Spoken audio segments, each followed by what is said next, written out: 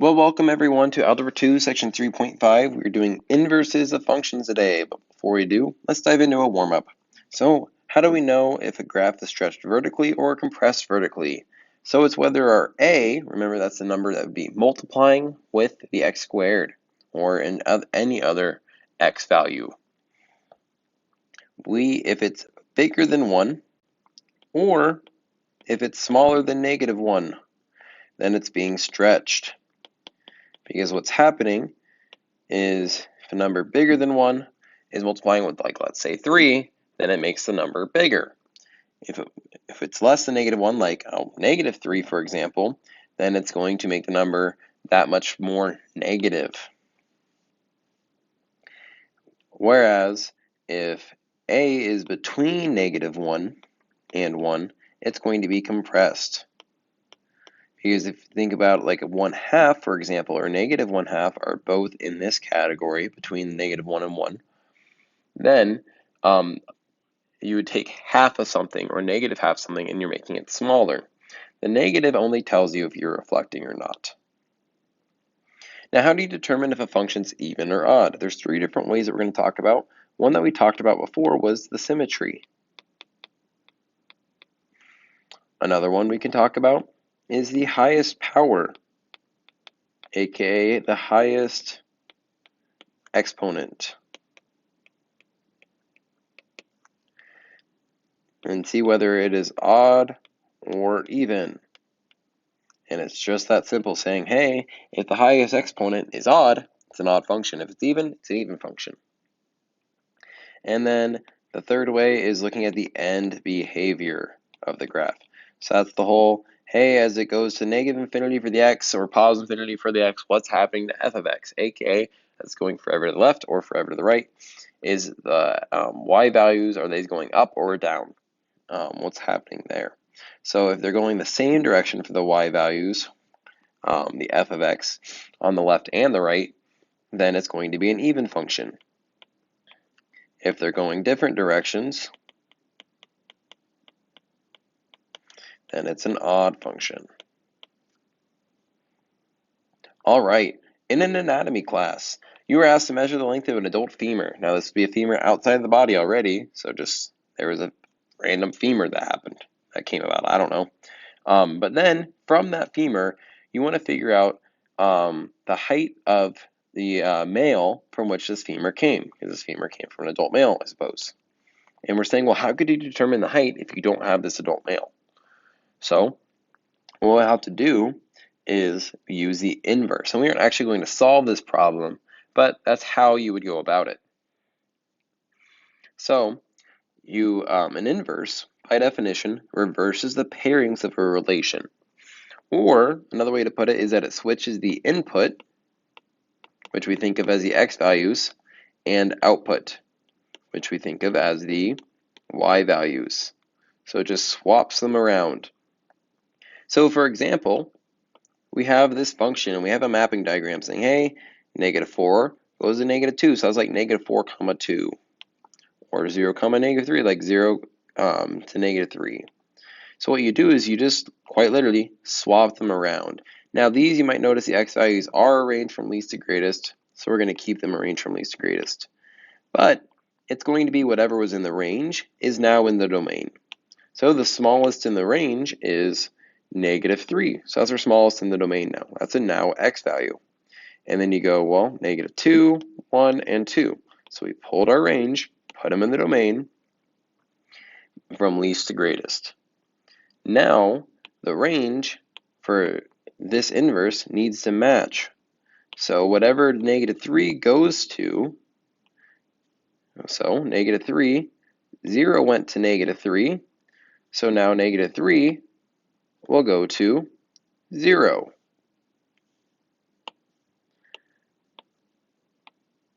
And -2 went to -4, so now -2 will go, 4 went to -2, so now -2 will go to -4. Just swap them around. Might be a good idea to try and fill in the rest on your own. 1 will go to 4, because 4 went to 1. so we'll reverse it. And last but not least, 2 will go to 1 because 1 went to 2. So this is how we create the inverse of a function, is you just literally swap them around of the x's and y's, the inputs, the outputs, the domain and the range, any name you want to give them.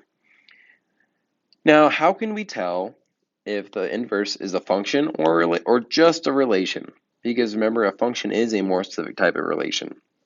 Well, it's not a function if, that if's going to be very important. I was trying to fix my A, but it didn't really fix it very well. It's not a function if the input has more than one output. I missed a T there. So that's saying, hey, an x has more than one y, which shouldn't happen for a function.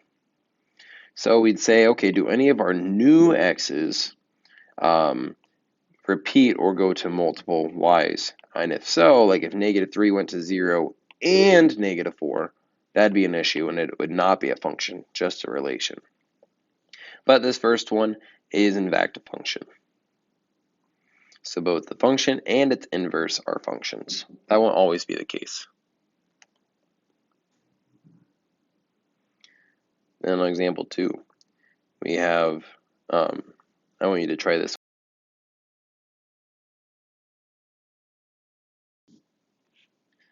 So to do this one, I'll swap them around again. So I'm going to put my range values in the domain from least to greatest. So -3, -2, 2, and we actually don't need this last spot.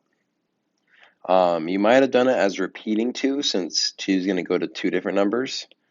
But when we do a mapping diagram, we actually don't need to repeat that. We'll instead have to do something else. So we don't need this.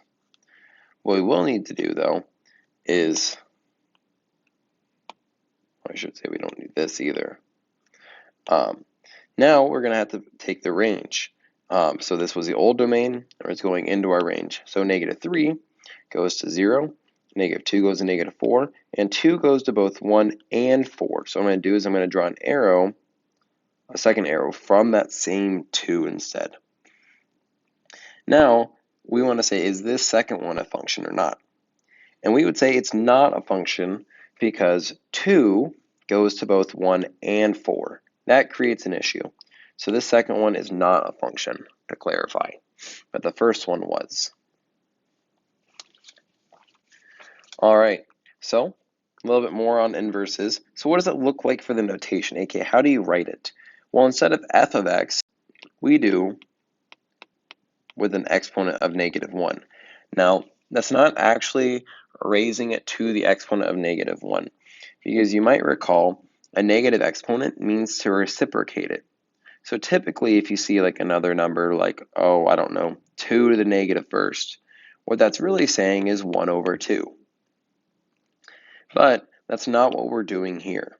What we're doing here is we're just writing it that way, just so that way we know it's the inverse. So it's not actually going like 1 over f of x. That's not what's happening, to be clear. All right, so plot the inverses of the following equation, and we're going to follow these steps to do it. And it's going to be the y equals 2x plus 1. So we're going to graph the original function. So the m is 2, and the b is 1. So I'm going to begin with my b, and then go up 2, right 1, or down 2, left 1, and graph from there.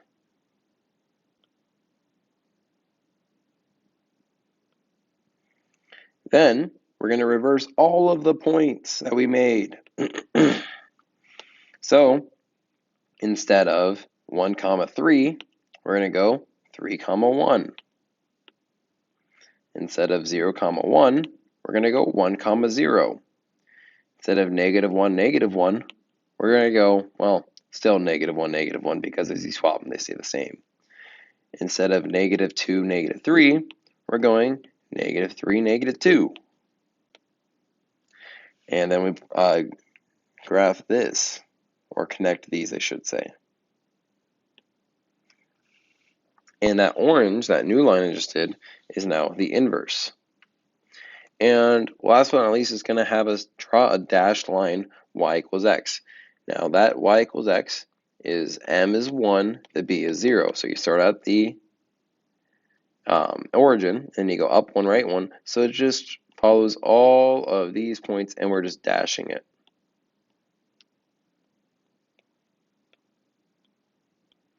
And it asks, hey, what did you notice?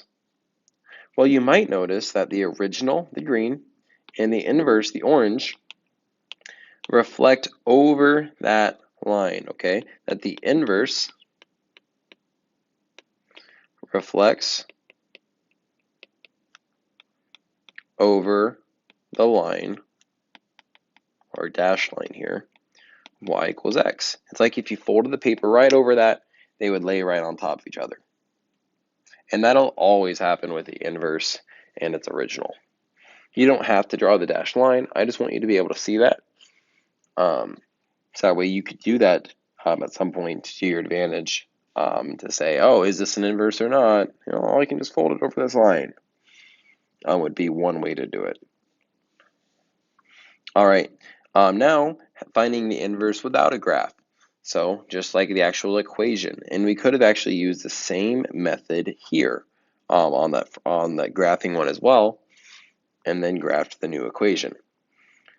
So every linear function, f of x or y equals mx plus b, is a one-to-one function.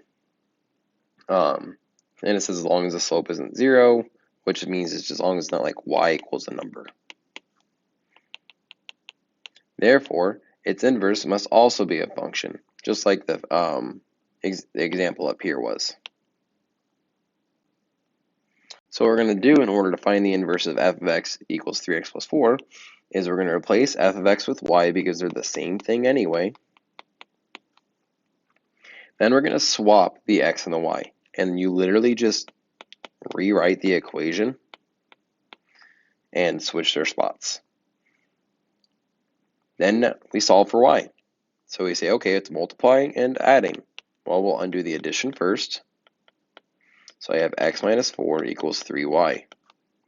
Then I undo division, or I undo multiplication by dividing everything by 3. And I get y equals x over 3 minus 4 over 3. And now we just say, okay, to write it in our inverse notation so we know it's the inverse, we replace y with f of -1 of x. It's the f inverse of x. And that's x over 3 minus 4 over 3. And that's our inverse. So just like we've been just swapping y and x, swapping the input and output, swapping the domain and range, however we want to call it, we do the same thing here. We take y, we take x, and we just switch their places. And then we solve for y to put it in our slope-intercept form. Once you have that, we say, okay, well, instead of writing y, let's write f of the f inverse of x, which is with the -1 in there. So that way we know it's the inverse of it. And that was the problem. I suggest you do number 4 on your own. So on number 4, we're going to follow the same steps. I'm going to say y equals, instead of f of x equals, then I'm going to swap the x and the y. Now I'm going to solve for y. So subtract 3, so I have x minus 3 equals -1/2 y. Then, to undo the multiplication of -1/2, I'm going to multiply by the reciprocal by multiplying by -2 over 1, or -2. On the left side, we just end up getting -2x plus 6. On the right side, those reduce, and we get y. And I'm going to switch this around to the y's on the left and replace with the f inverse of x at the same time.